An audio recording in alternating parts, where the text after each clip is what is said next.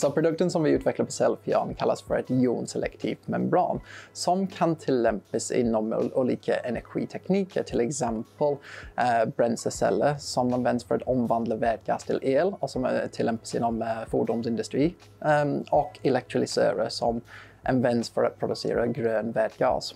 Och membranet är en väldigt viktig komponent i de här tillämpningarna och funkar lite som ett barriärmaterial där du vill bara släppa igenom vissa joner och hindra de andra joner som du inte vill ska åka igenom. För ett företag som Cellfion är det ganska viktigt att vi attraherar tillräckligt mycket kapital så att vi kan uppnå marknaden. Och utvecklingstiden för de här typerna av material kan ta någonstans mellan 2 till 5 år.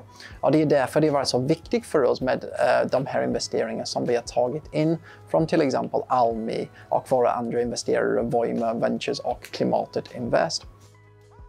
Vi valde att investera i Cellfion för att vi såg en kombination av spännande saker. Dels är den grundläggande tekniken jätteintressant, hur man använder råvara som vi har gott om här i Sverige, det vill säga skog, och applicerar den på ett område som är helt avgörande för vår energiomställning.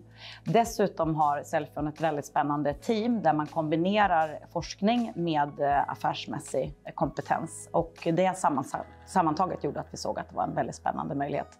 Trots att Cellfion var i ett väldigt tidigt skede och fortfarande är när vi investerade i dem.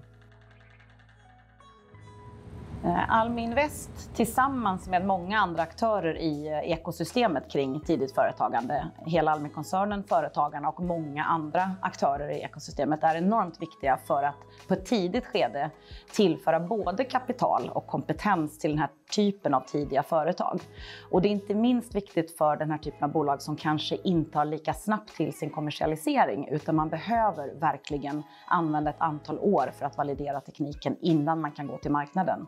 Och då blir den här typen av långsiktigt och uthålligt kapital än viktigare. Alltså när man tar in riskkapital så ska man tänka på att det ändrar liksom ett företags utveckling. Och investerare när de ska investera i företag, de vill se returns on their investment. Och det innebär då att du kanske kommer att bli accelererad i din utveckling. Och det kan också vara en utmaning att hantera den här accelereringen av utvecklingen. För att förväntningar från investerarna kommer att bli lite högre än det var innan. Så det ska man alltid ta till hänsyn. Däremot så vill du uppnå marknaden på ett snabbare tid och vill du växa företaget, och för ett företag som Cellfion så måste till och med skala produktionen.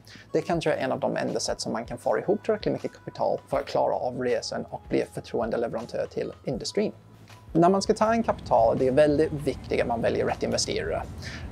Och det bästa sättet att ta det på om det är rätt investerare, ta tid för att lära känna dem. Alltså, vi ofta säger att du ska börja dejta dina investerare. Ta dem på middag liksom, och förstå vad de vill göra med företaget, förstå vad de ska. För när en ny investerare kommer in så kommer de att vilja sätta in ägardirektiv som kanske ändrar liksom, styrningen eller fokus av företaget. Nu för ett tidigt företag som Cellfion är det väldigt viktigt att det är entreprenörerna liksom som får driva fram företaget, för det är de som vet deras marknaden bäst. Men kan en investerare komma in med någonting annat än bara pengar? Liksom? Kan de komma in och ge dig kontaktnät till världen, till den marknaden som de vill rikta in er på, så kan det vara ett stort fördel för företaget också.